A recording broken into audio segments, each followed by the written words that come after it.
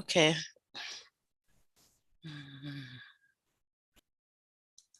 Good.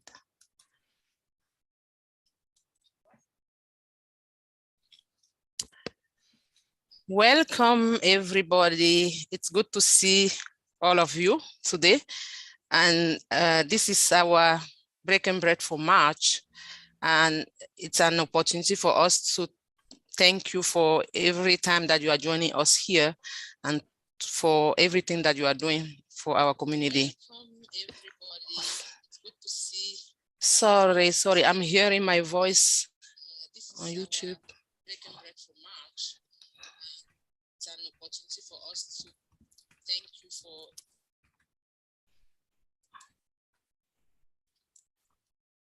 Sorry, it's not easy for me to do everything at the same time. I was stream live on YouTube and recording here. So thank you so much for coming. Breaking Bread is an opportunity for us to talk about food insecurity and find together possible solutions. For this session, we will be talking about nutrition because this is the National Nutrition Month. And we have our teammate who are in this call who will help us to respond to some of the questions that we will have. So before we do that, I would like us to share one good thing that we learned from the pandemic. Only one good thing. I can go first. What I learned from the pandemic is that it's very important to pay attention to self-care. Because I learned that you have to, not only for myself, but also for those who are around me, my family, etc. I learned some of the things that I need to do, some activities like walking around my neighborhood, like that I need to do to be sure that I keep myself in health and those who are around me. Feel free to open your mic and share your own good things that you learned from the pandemic, or put in the chat box, please.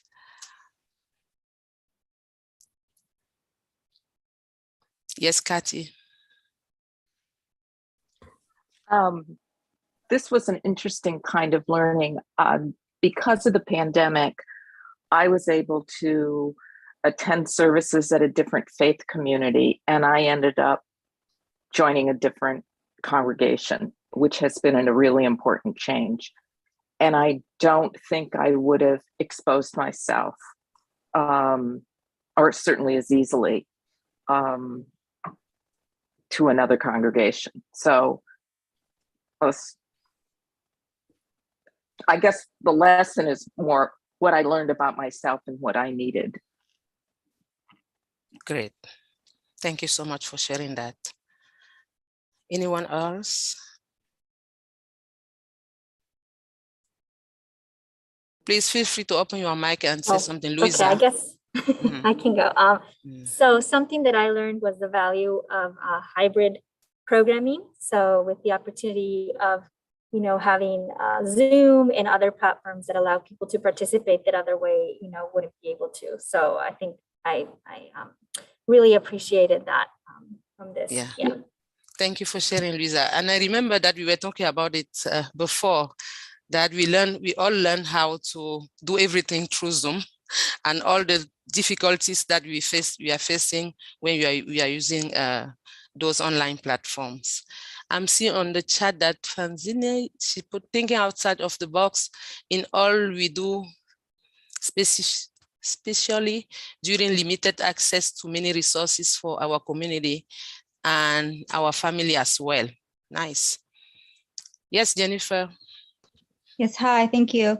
So what I learned was that this time that we had, about the 2 years, was a good time to reflect on what was really most important, either in our personal lives, our health, community.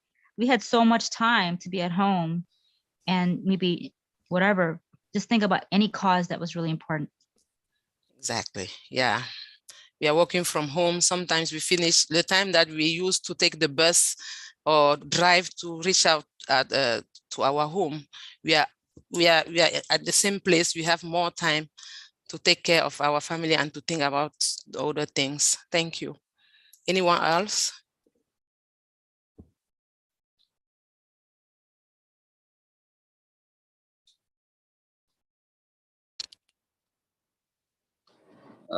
Can I say something?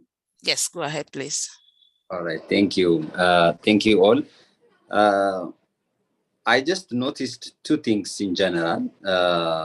One, like every Sunday or every other day, every holiday, we are called to go to the church or to God or to our religious congregations and something like that. And during the COVID time, even though we want to go, but we are unable because the church was closed and everything is not under our will. So in the normal times, some things that we take it for granted cannot be there anytime. Like, so I just realized that whatever I have, or I assume that, or I take it for granted, is no more be mine or no more be taken for granted or something. This is one thing I just realized, and I am always like amazed. So the other thing is just the virus is a really a tiny and smaller particle. Even it's not a living thing in biological terms. You cannot see the virus even through the normal microscopes. Rather, you need a high resolution microscope or something. That small, tiny, insignificant thing just upside down the whole world within a very short period of time. And we human beings are thinking of, even as a nation, great nation, powerful nation, small nation, poor nation, like we are upper, they are smaller, and all these concepts were not there during that time due to a very tiny particle. So so humanity has to be always first. We need to prioritize our very nature of being kind and being the image of God, the thinking of God, the software of God is better in every time of our life. So that's another lesson that I learned and that I realized, and I still like contemplating to even get more out of it. So that's it. Thank you. Thank you so much for sharing that. I think all of us, we felt that during that period. Yeah. Who else would like to share?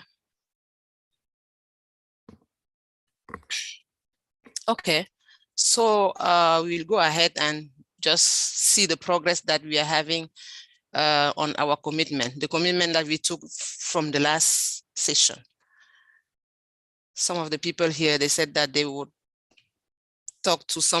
share the information about all the resources that they know with their neighbors, with their friends and families.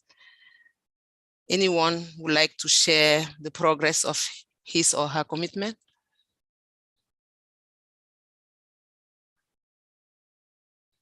I remember that I took the commitment to share the information about MANA resources with at least 10 people. And I did it for more than 10 people because I had the opportunity to hold a pop-up pantry in a complex building at Lay Hill, and I talked to many people there. Most of them signed up for Food for Family, and some of them also connect with our teammate here to apply for SNAP. Yeah, so that me. Anyone else? Yes, Magnisha. Yeah, I can go. I know last month we were talking about the African American History Month and Black-owned businesses. So this month, I think I've been very intentional with the type of things I've been doing. I've been referring people to Black-owned small businesses. Like I take a spin class and it's Black-owned. I've been recommending that to everyone, and I've been finding small ethnic ethnic small businesses to eat at. Like I've been more into that than the whole mainstream type diner type thing. I've noticed that I'm more into ethnic small businesses now as opposed to like, you know, the big, yeah, like Fridays or something. But yeah, that's me. Thank you so much for sharing. Anyone else?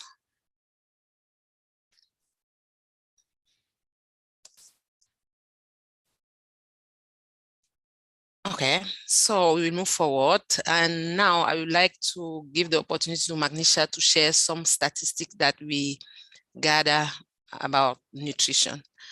It's not, Magnisha and I, we are not really an expert on nutrition, but we try to find something just to gather and guide this conversation. You have the floor, Magnisha. Yes. So I can just tell you guys my experience with my findings and what I found so far. So as far as statistic wise, I'm finding that in Montgomery County, 59% of people are receiving school food assistance and reduced lunch. And 43 of those insecure households are actually receiving SNAP benefits. So if you can see, 59% is clearly more than half of the demographic that lives in Montgomery County, just by slightly over. But more importantly, I kind of want to talk about the things like the conclusions that I came up with when I was doing my research. So after conducting like a small research and looking at MCPS, nutrition education, I'm finding that in school, like in terms of school, I'm seeing that they're finding ways, they're doing a step by step as to how they want to enhance, nutrition into these school meals. Like they're having action plans on what are we going to do? We're going to do this, we're going to do that. But it doesn't really say how are we going to directly teach these kids to know why we're doing this. You get what I'm saying? Like there's steps to steps, like we're going to remove this and put this on Tuesdays, or we're going to have vegan days or this, that. But it doesn't really explain as to how they're explaining to these kids why are we doing this or why these foods are actually important. As I continue my research, I also found that after looking at Montgomery Food Council, there are a lot of different resources that actually do offer food nutrition education, outside of the like outside of school. But I did find that like um I don't think it would be, it's not something I would feel like is common knowledge. For example, like there's AARP superfood recipes to try now, which I took a look at for myself, which was really good. Cooking Matters, that's another website that offers nutrition classes or quick tips for people in Montgomery County. And lastly, I don't know if you guys were aware of this, but even Giant has a wellness page where you can have a Q&A session with a Giant nutritionist and all that, and just simple questions that you can ask. So I say all this to say that although I found some resources, like I said, I don't think it was common knowledge. And a lot of these plans and these things that I've been seeing being implemented in the school, it doesn't really break down to people why this is good or why it's not. And to be quite honest, even reading some of the recipes that I found on the website, it wasn't in latent terms so that anyone could really understand, if that makes sense. Like if I were to know why I'm eating the superfood or this, that, and I'm looking at it, they were saying all types of terms and big words that I couldn't really, I mean, I get it, but I really couldn't understand why it was really good for me. So that is my conclusions. I wouldn't say that, everything that I'm saying, but those were my findings when I was looking for information. And I just thought that was important to share, because if you're looking at nutrition, it's very important that you as a person or a consumer can understand or find it quickly. So that's all I have to say. Thank you so much for sharing that. I would like to, based on what you said, to ask the first question so that everyone who would like to go and respond to that question can do it. My question is food security only about having something to eat? Is it only about having something to put on the table? Because we are talking about nutrition today, what is the relationship with food insecurity? Can I ask a question first? Yes. Of Magnesia?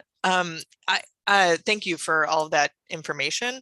I'm curious what the question you were trying to answer with your research was. Why did you, what led you to those particular sources? Okay. My question was, I was trying to find specific stats in nutrition education, like, the number of classes being taught or things of that nature. And it was really hard to find, or like just the data was just not really there. Like I was trying to find like how many people in Montgomery County are receiving nutrition education, how many people, how many types, like what kind, how many classes are being offered in the county, things of that nature. And it was really hard to find, very hard. Yeah, So and yes. most of the time they link it to SNAP nutrition and Yes, SNAP, the number yes. of people who They just signed up yeah, for SNAP benefits. Yeah, I see that a exactly. lot too. Mhm. Okay, that's helpful context. Thank you. Yeah, Jennifer. Yes, I think it's also good to be familiar with the terms as what was stated earlier. When you say about food just being on the table, there's more to it than that. It's about accessing the food, like you said, information. There are terms like food deserts where we don't have access in Montgomery County to whole foods, things that are nutritional, things that are not processed, things that are inexpensive that a SNAP that we can pay for with SNAP are not always the healthiest foods. They might be from comfort eating from our past or what we ate before as a child, and we're passing it to our children. We don't know the information about the food. So we're giving this type of stuff. So it's about not just information, how to access it, but it's like how easily we can get it. We used to, back in the 60s and 70s, we used to have access to fresh produce, and there were markets all over the place. And now you can barely find farmers markets. We need to bring those back. Yeah. Thank you so Yeah, much. and I would add from what Jennifer was saying as well, it's access to the food, but it's also like access to like a clean cooking space, that you have access to the utensils that will allow you to cook a meal. And it's also kind of access to time, to be able to cook a meal as well. So it's like all of these components coming together that make sometimes preparing a healthy food at home just difficult, I think. Yeah. Okay. Someone else would like to add something to that? When you ask the question about food access, the first thing I always think about is, well, what's the purpose? If the purpose is to provide calories or just provide food, I think America has an interesting way of doing that. And I've heard it often mentioned as like not being food insecure, but being nutrition insecure. And it's like, what's our access, or what is the community's access to nutritious food? And if the purpose is how do we support healthier living, how do we support healthy eating, all of those types of things, I think what like both you, Agar and Magnesia were talking about is kind of the access to information, and kind of what you were highlighting in like schools in general. There is kind of this like, let's give kids healthy food, which is important. Like that shouldn't be, neglected. But why are we doing what we're doing? What's the importance of, why do we care about eating whole grains? Why do we care about healthy fats? Why do we care about all those things? And I completely agree. It's a combination. Really, it's a multi-structured approach that we generally should be trying to push into the community, because it's so much more than, even if you provide access to those healthy ingredients, what's the cost of them if they're ridiculously expensive? Or if you're pushing the word, kind of like marketing language, like organic, and then the thought is, oh, for me to be healthy is I have to eat organic. That's not true. So it's all those different things that I think change nutrition access to build like a healthier community.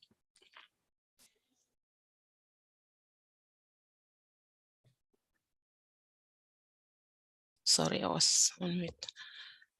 Thank you so much for that. Yes, Fazani.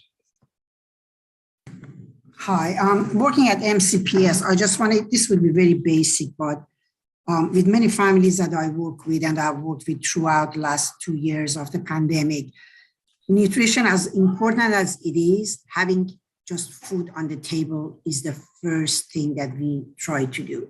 So as important as nutrition is and education is, if people have nothing, they can't even think about nutrition. So it's, I mean, we all know that already, but I think the first step is to providing the food. There were families which culturally could not have even the free food that we were giving them. Oh, I can't eat this one. My culture doesn't allow me to eat this one. So I think these are many questions that before we even get to nutrition, it's more important to see what we are providing them, and maybe with the meals that we are giving them, we can educate them like a flyer. I mean, to start very small. And being at the school, I mean, you bring a very good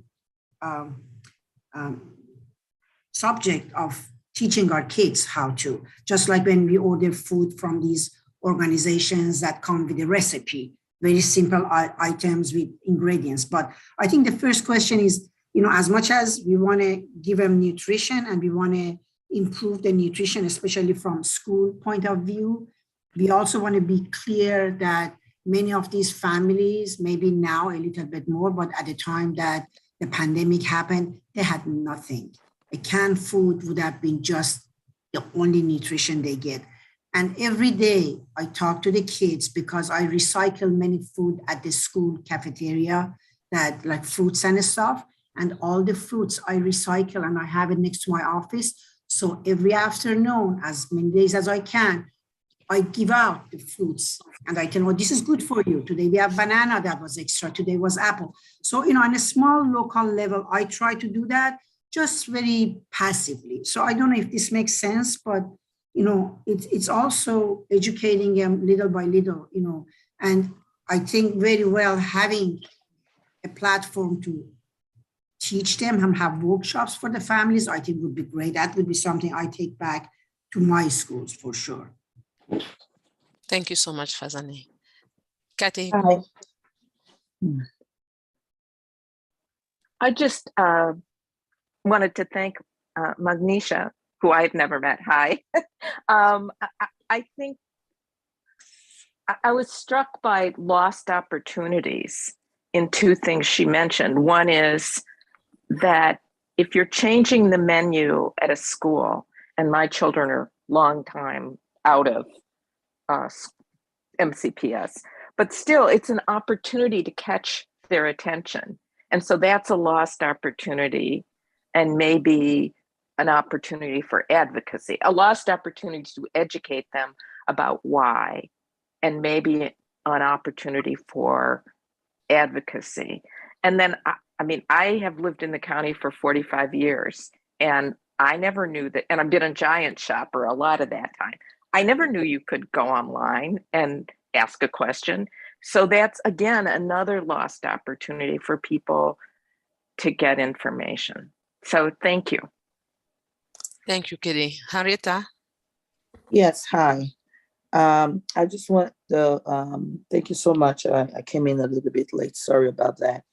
But I think one of the callers, someone that just mentioned about the nutrition food, and for me, it's the word nutrition, what it means to the family within the confine of their dietary need. And I say this to say that I think efforts are being made, but being someone that's dealing with the culturally appropriate food, including the traditional American diet, is that we have to pay again, you know, we have to come up with, you know, different families have different, you know, culinary needs. So if you're gonna, you know, give somebody a nutrition recipe or promote nutritional food that is outside of their culinary needs, it's a challenge. It really is a challenge. And for most moms, like I always say, moms can whip up 2-3 meals with certain ingredients. And and most parents give their children what they know how to cook. And most of these foods are healthy. Most of them are vegetable based, but it's done differently. So you have again the for and against, whereby someone may have a dietary need that's not healthy, but it's culturally appropriate, right? Food, under culturally appropriate food. And somebody may have a food, a nutrition that is appropriate, that is within that confine or out. So also we have to look at that. And because again, some families are lacking what they need, you find out that the children now go out and are, just want to eat junk, So those, I think, are factors also that we have to look as how a good nutritious food is defined to a family. Very good point. Thank you so much, Henrietta. You're welcome. Magnisha, yes, go for it. Henrietta, I'm glad you said something of that. I'm glad you said that. So just the other day, Cynthia, I don't remember if you remember our conversation about coffee and what the American societal standards compared to what other people, compared to other cultures. So I think that's very important to say, because it almost like when you see this American societal standards for healthy or nutritious, it almost makes it seem as if, or if you're in another culture, you're doing something wrong. Like, I'll bring up a perfect example. So there is a myth.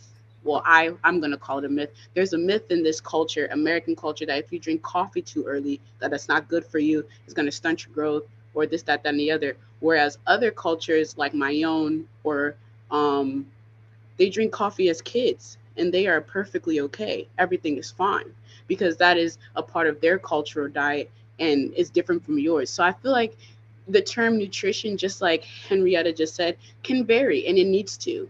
I don't think it should be just solely based on the small triangle food pyramid that we learned about in school. It expands greater than that.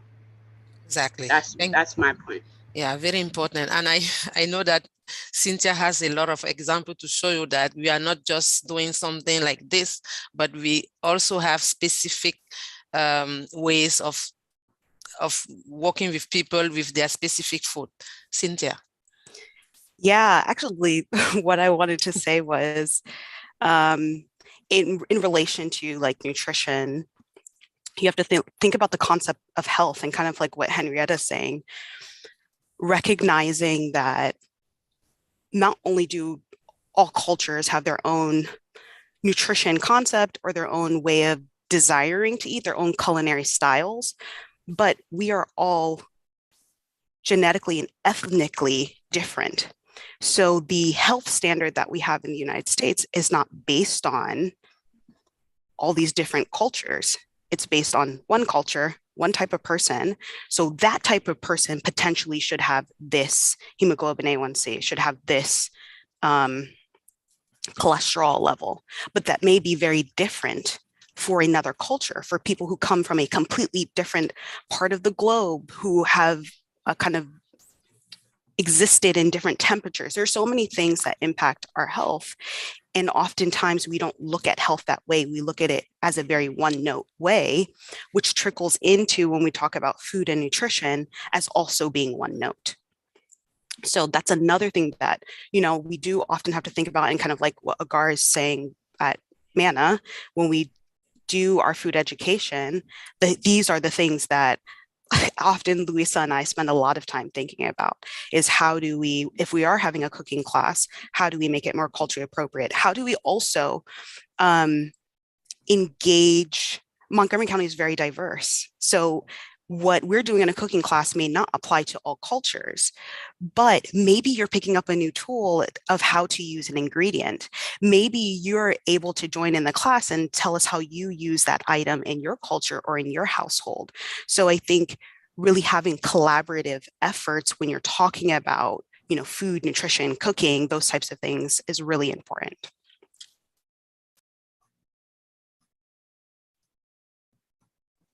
If I may just Thank you, chime in. Cynthia.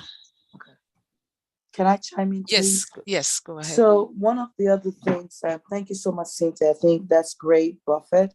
One of the other thing is, I know it will take a lot of money. It will take a lot to kind of like, it's not spinning the wheel, but it's looking at the need. I like to look at things from where I'm at, where people are, and use the majority to go a little bit to kind of define it. For example, my kid, it was so frustrated. He did not want to eat the food in school. Oh my goodness, so hard. We had to prepare lunch. And I know people whose children in school does not, their need is not so much of what is being served. Because here we're talking about nutritious food, and they're having all the foods that I may not prepare at the house, okay, in the name of nutrition. But it took a while. And I've heard from other families who had the difficulty also of their kids. They rather took the food that they have at home to school. So I think also if we're going to start from an early age in teaching nutrition within the needs of, I mean, like you said, America is a mixing pot of so many cultures. We have to be inclusive. Thank you. We have to be inclusive. We have to make key, like, for example, we talk about this all the time. A lot of families don't want the canned food, not, because they don't know how to prepare it. They have other things. They don't feel like it meets their dietary need. But also, if we're going to start teaching the children, we have to prepare key foods that we know people can key into in terms of culture. But I feel like it's just a one-sided thing. And if we want to teach kids, if it's just going to work in the school and not work in the home, we are up against the grid. We're up against the grid. So I think that's something that the MCPS and others have to look into, because number one, there's a lot, there's so much money put in there, but there's a lot of waste. And I can tell from serving the community we serve, the waste has reduced tremendously.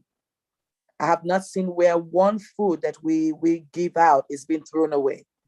People come in with a choice. And so that's another way to save money. And, I mean, my kid was going to school coming back hungry because he doesn't like the food that is being served sometimes, And so I think if we're trying to teach all of these things, we need to talk to key leading people that will come up with ingredients, teach the kids from there, introduce their food to make them know that it is the norm. It is normal.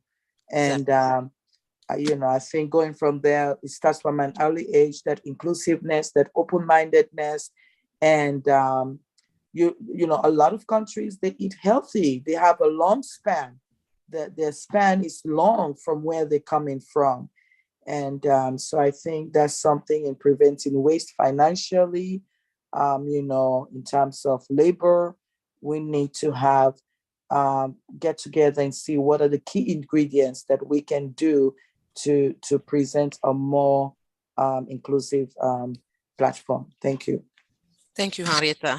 Before I give you the floor, Anne Rose, I think I need to read what Fazani put on the chat box. She said that we should have inclusive nutritional recipe, educated information for diverse population.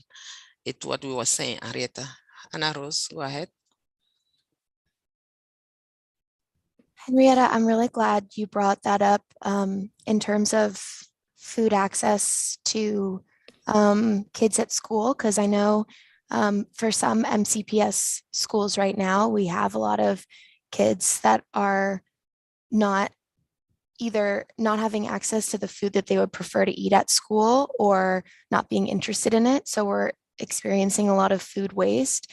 And since food is so personal, there needs to be a variety of food that caters to someone's personal family ties, their culture, their background, something that makes them feel like they are a part of a community, especially at school when you're around so many different kids.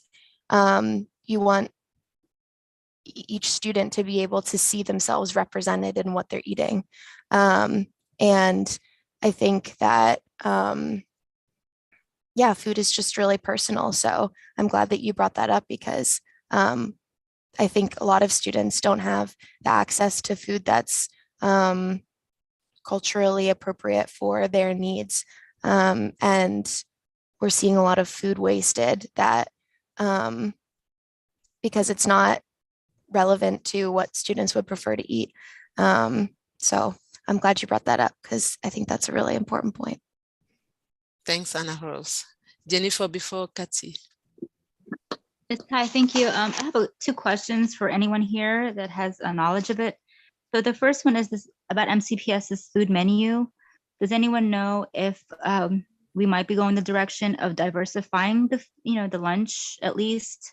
I know that the breakfast still better than when I used to eat breakfast because they still serve stuff like cinnamon buns, which is yummy because it has cinnamon, but a lot of it still has sugar. We cannot be picky if some of us don't even have food that much at home. So something to be thankful for at least. That's my first question, is if anyone knows if we're going that direction of diversifying the food to represent Montgomery County, because we are very diverse and we do want our kids to eat so that they can perform in school, right? That they have energy. And my second question is about, what is this, the blue zone diet that you hear about from in other parts of the world and how they're having longer lifespans because they eat so and so types of food. Does anyone have any knowledge about any truth in that, or if that's just hyped up stuff? And going back to ethnicity, is that going to be good for everyone? Because what if we didn't grow up eating those types and how they've been prepared? So just those questions about our food menu here in Montgomery County and the blue zone diet, if any of it's true. Thank you, Jennifer, for your questions. Kathy, or anyone who would like to respond? Yeah, why don't we, I can't answer either of those questions. So why don't, if someone can, why doesn't that person speak, and then I'll just wait until the topic moves. Okay.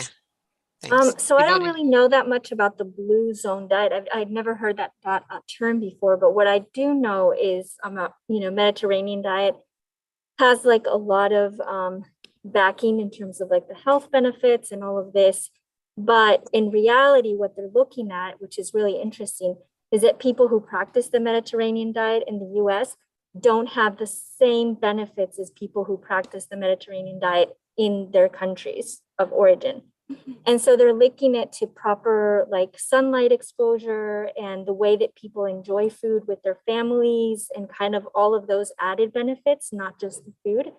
So, I mean, that's a little bit of what I've read about, which I think is really interesting. Thank you, Lisa. To add on, oh, I'm sorry. Thank you. Jibodi and then Pam. Before Cynthia. What I would say is to what Jennifer was driving at, and I want to add a few things to it. In Montgomery County, to my knowledge, what I know is we have about 120 different countries represented in Montgomery County. If we are talking about the uniqueness of the people, and we are thinking about taking that into nutrition and letting children cook food, what ethnic background they have, that is going to be a very ambitious thing to tackle. But if we're going to do it in a way that is tailored to a region, like the last speaker said, Mediterranean, African, Asian, and all that, I think that would be a better way of trying to look at it. That is because if my ethnic background, this is what I eat and all that, then I don't think Montgomery County Public School will be able to satisfy everybody. So if we're looking at it that the region like South America, they have a food type of food that cross boundaries. We are talking about Africa, West Africa, they have foods that cross countries, East Africa, and all that. And I think we are making a good point here. And that could be manageable. But if we are talking about, because I come from Australia and they are not giving Australian food, so my child is going to go to school and not eat, or decide that I went to school, there was nothing that showed that it's Australian, or I'm from Asia and nothing shows that it's noodles, so I'm not going to eat, or the parents are, and the thing too is that charity begins at home. The parents are not those ethnic foods for their kids.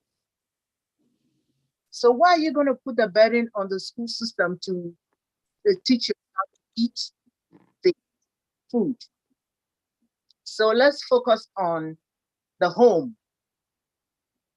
They're getting the right food from the grocery store, and they're going home to make the right food for their kids. Then it could be the burden on the public schools now to make it regional so that the children can eat. If they are giving them healthy food already, or they are planning to make the food healthier, I applaud that. But if we're, telling it down to ethnic food, and they must be cooking ethnic food for our children and all that, I think I have a small, thing about that. So let's look at how we'll make it practical and not be sensitive to the other things that we are trying to look at, so that it will be workable. My point. Thank you for your point, Ibodi. Pam? Yes. Hi. And then Kathy will have the... I just also wanted to share that I work with the University of Maryland Extension SNAP-Ed program as a nutrition educator, and I work with the public schools. And I have actually taken a tour with the Montgomery County Public Schools Food and Nutrition Services to see, their facility. And it's an amazing facility that they have, an amazing amount of meals that they turn out. And they have been trying to upgrade their options over the past couple of years. And it's very challenging to address the issue of so many different types of food and things. Our diversity here in Montgomery County, all the different types of foods that our families eat. But I know that they are trying to diversify their offerings. For instance, right before the pandemic started, they had 2 dishes. One was a vegetable omelet for lunch, and the other one was a cheesy spinach dish. And they they also had butternut squash soup, and they introduced those to the students as new dishes. And the students didn't respond well. They were not, if they saw a new dish, they didn't select that.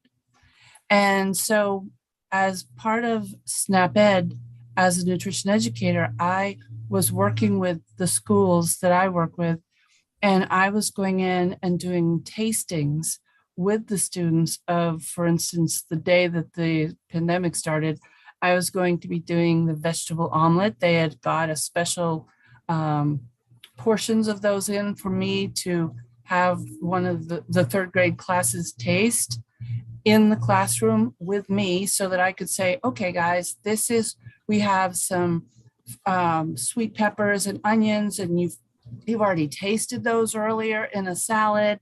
and kind of dissect it and go over it and introduce them to what was in it. And then we were going to have them the next day be ambassadors with these little signs that said, we tried the veggie omelet, you're going to love it, order it. And, and that type of thing to get students to eat it. But it's really, it's an amazing operation that our school systems food service is, first of all, and they are trying very hard to accommodate the healthiest food possible for our students within a budget, and then get it to the schools. But then the students themselves are resistant to anything new. I'm sure that won't be a surprise to anyone who is familiar with kids, that they're very resistant to anything new other than pizza.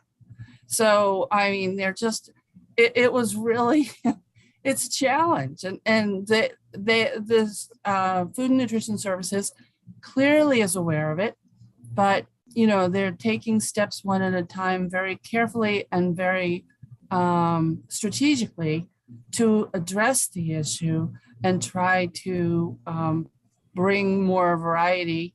And I know that they have things like tortillas and some Asian types of foods, because I even ate one of the Asian entrees that they had, which was really good.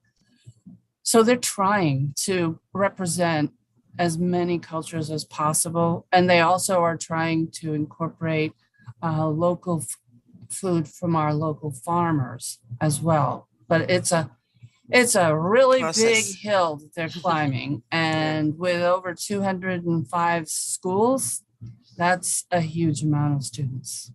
Yeah, sure. Thank you so much, Pam. So, Kathy, go for it. Thank you. In my past life, I worked at the Food and Drug Administration and actually was involved in food safety, but I know about, I was around when the nutrition facts label, the legislation that was passed to establish that as federally required labeling.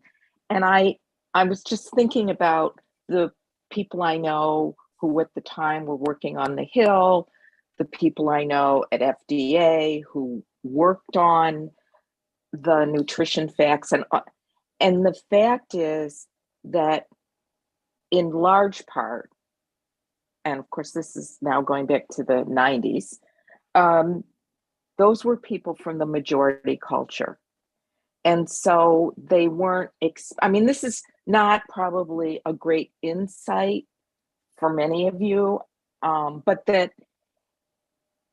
fundamentally the food pyramid grows out of, now that's a USDA thing, but it grows out of federal government information and the people, what I'm trying to say is sometimes people say, well, why is diversity so important? Well, this is a really good example of how well-meaning people, but from largely the majority culture, either choose recipes, give advice, and you're probably laughing because I'm the one who is talking about this and I'm from the majority culture, but it really, we have to go in some ways back to the very beginning to expand the inclusive thinking on this issue. So that, I don't know, like I'm old and retired. Really, so, but it's a tough row to hoe in many, many ways.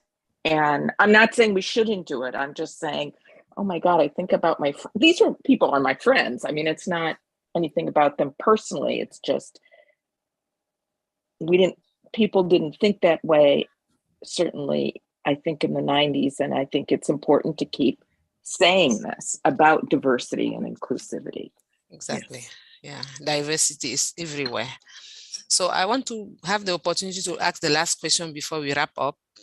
What do you think about the food being distributed to reflect the nutrition education message?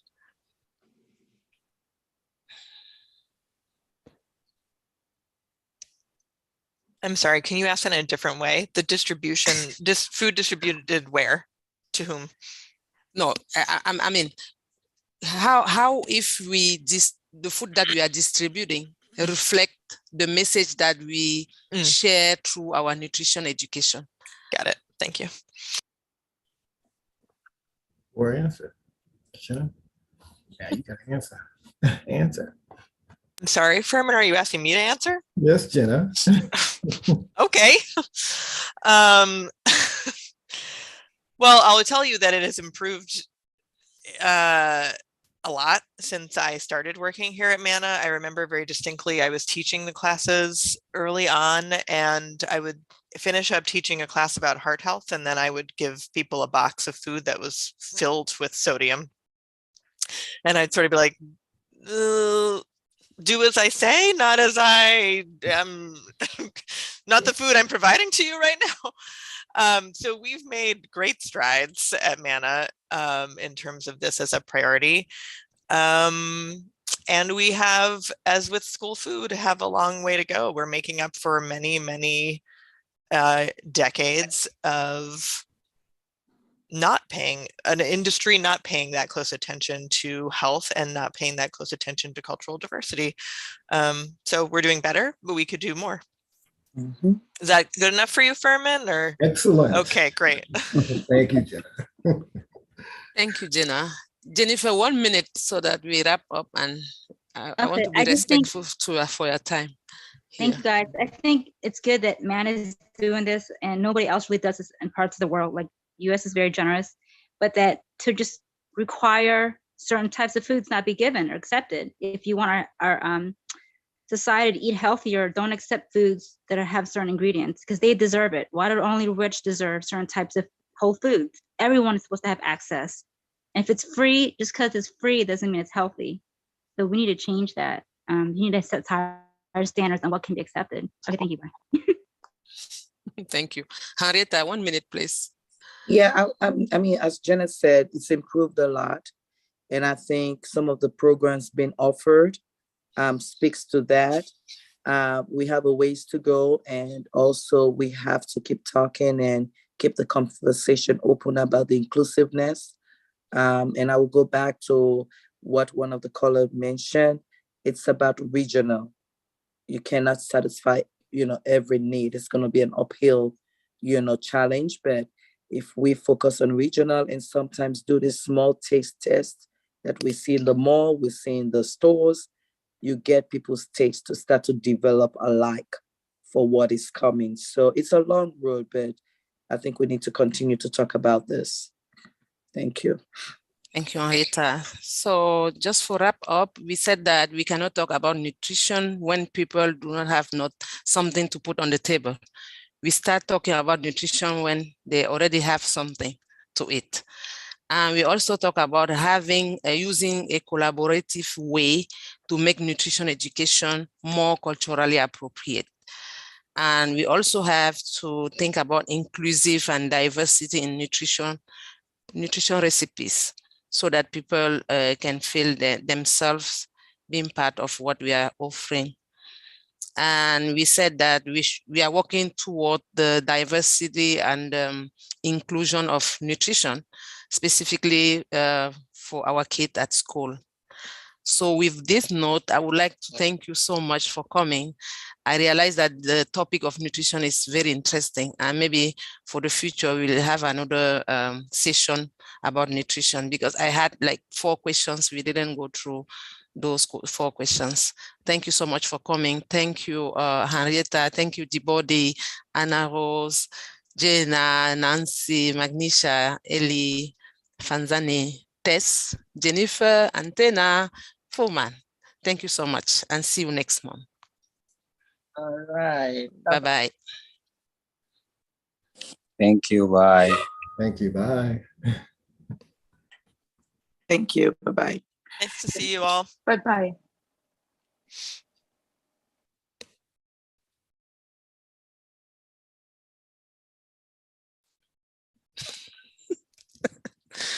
Yeah. What do you think? I think we should stop the recording. Oh. Let me. I stopped on YouTube, but yeah. I mean, that is a topic that people have a lot to say. Exactly. About. Yeah, I had like 4. Excuse me 1 second. Yeah. No. There is no programs team meeting on Wednesday. Friday. You might have office hours on your calendar. That's just a reminder that I have office hours in here at the after. But yeah, you and I have a meeting at 1:30. Yeah. Excuse me. Yeah, it seems like a very interesting topic that people would like to say a lot about. Mm-hmm. Yeah. Yeah. Could be another. Could be a part 2 in our future. Mm-hmm. Yeah, but a good number of people came from outside the organization, and exactly, and they share a lot, specifically those who are working with Montgomery Public Schools. Yeah, it is. It's become expected, I think, that in any conversation about healthy eating, people start talking about the public schools and how they can improve. And I'm glad Pam was there to give a little bit more of a balanced take on it, because it is true. It's difficult. It's one thing that I also shared during the lobbying day, because they were talking about nutrition, and I told them that I have 2 sons, but every time when they came from school, they were saying, oh, I don't want to eat that food. But as Henrietta said, it's very difficult to make it like, if everyone would like to eat this, it's difficult. How do we do it? Yeah, I think Chabordi was making a point with that 127 different languages that it's the first time that 127 but she said 127 different countries, which maybe that's true. I know that's the number of languages that are represented. So yeah, it would be really challenging to tailor by country. That's for sure. Because what I like to eat is not the same thing that Henrietta like to eat. No. Well, right, that's the other, you could tailor it to a country, but then you still have the issue of maybe you don't like the same thing that your sister does. Anyway. Yeah. Yeah, I'm done. I will be, yes, I will be there in a few minutes. I will see you in 1 minute. Oh, you want to use this room? Okay, let me. No, I'm done. I'm talking with. Yeah, we were just debriefing. Jenna. Was that Magnesia? No, it's Ellie. Yelba. Yelba and Carlos. Okay. Yeah. All right. Well, I'll see you a little bit later. We're meeting again. We can this afternoon. So, I was saying that it's I was very scared because of the topic, but as I was telling Luisa this morning, I wanted to make it very simple. Like, you just have a question like this, and people, because you mentioned it the last time, you said that we don't have to prepare something, etc., a presentation. Yeah. No, I mean, I don't think you even needed to have Magnesia share what she shared, which is fine, but I don't think even people needed that. You could have said, here's a question, go for it. No, it's just because I didn't see it. And yeah, you know why. So. I mean, it was fine that she shared it. I don't think it was just that all I'm saying, I'm not making a point about what Magnesia shared. I'm just making the point that you might not even need to go that far with exactly the presentation. That's all. Yeah, the other thing I wanted to say is that sometimes you see that 1 hour is it's okay for everyone, and for this kind of topic you see that we should have 1 hour and a half, you see, because they had a lot to say, but you need to find ways to wrap it up. It's hard with a group that wants to talk as much. Okay, thank you Jenna.